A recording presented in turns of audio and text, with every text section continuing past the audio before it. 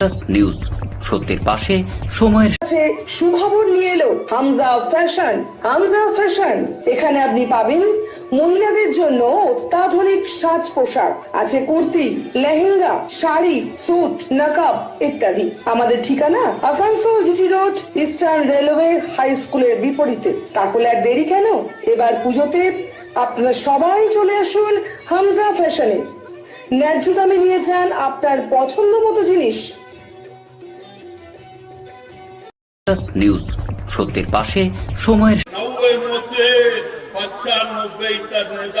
রবিবার আসানসোল দক্ষিণ বিধানসভার ডামরা হাটতলায় তৃণমূল কংগ্রেসের প্রতিবাদ সভায় উপস্থিত ছিলেন রাজ্যের আইন ও শ্রমমন্ত্রী মলয় ঘটক, জেলা তৃণমূল কংগ্রেসের সভাপতি নরেন্দ্রনাথ চক্রবর্তী, চেয়ারম্যান হরেরাম সিং, রাজ্য নেতৃত্ব ভি শিবদাসন দাসু, আসানসোল দক্ষিণ বিধানসভা তৃণমূল কংগ্রেসের সভাপতি পূর্ণেন্দু চৌধুরী, বড়ো চেয়ারম্যান ডক্টর দেবাশিস সরকার সহ ওয়ার্ডের বিভিন্ন কাউন্সিলরেরা।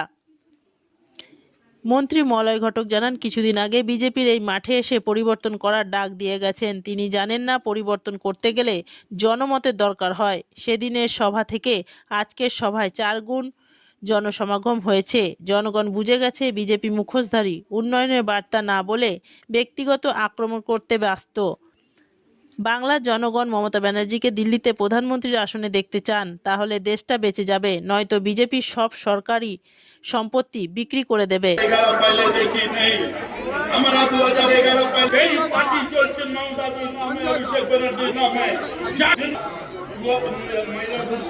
বাইরে থেকে এসে কেউ কেউ বলে, আবার দাবি করে আমরা ডামরা, তারা নাকি ডামরার ভূমিপুত্র। আমি বলি, যদি ভূমিপুত্র, তাহলে ডামরার জন্য কি কি উন্নয়ন করছো দেখাও ভাই। যদি তোমরা ভূমিপুত্র, তাহলে যে এসআইআর লড়াই চলছে, বাংলার ভোট যুদ্ধ, বাংলার মানুষের ভোট রক্ষার লড়াই, এই লড়াইয়ে তুমি কজনের বাড়ি যে কজনের ফর্ম ফিল আপ করে দিয়েছিল দেখাও ভাই। আসলে সবাই এখন ভাবছে ভোলা জলে মাছ ধরতে নেমেছে। আরে আসানসোল সাউথের মানুষকেও বলি ধন্যী আপনাদের। আরে বোতামটা টেপার আগে একবার ভাবলেন না যে কাকে ছেড়ে কাকে ধরছেন, কাকে ভোট দিলেন?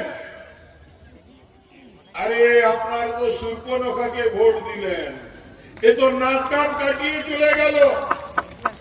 4.5 বছর দেখা নেই, কারো খবর নেই। ডামরা কেন আসানসোল সাউথের মানুষ গান গাইছে, তোমার দেখা নাই রে, তোমার দেখা নাই। আর উনি এসে যেই ভোটের বাজনা বাজতে শুরু করেছে, উনি তেমনি এসে বলছেন দিদি ভাই ঘরে ঘরে। তো দিদি ভাই ঘরে ঘরে আসতে হলে উন্নয়ন করতে হবে। আরে নিদেন পক্ষে আপনার যেটা বিধায়ক ফান্ডের টাকা, সেটা অন্তত খরচা করুন।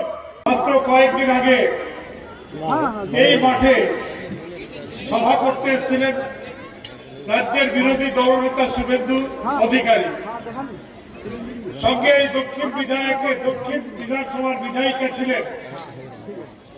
আমার মনে হয় আজকের জমায়েতের ছবিটা উচিত। তিনি পরিবর্তন করতে এসেছিলেন, কিন্তু পরিবর্তন করতে গেলে নিউজ সত্যের পাশে সময়ের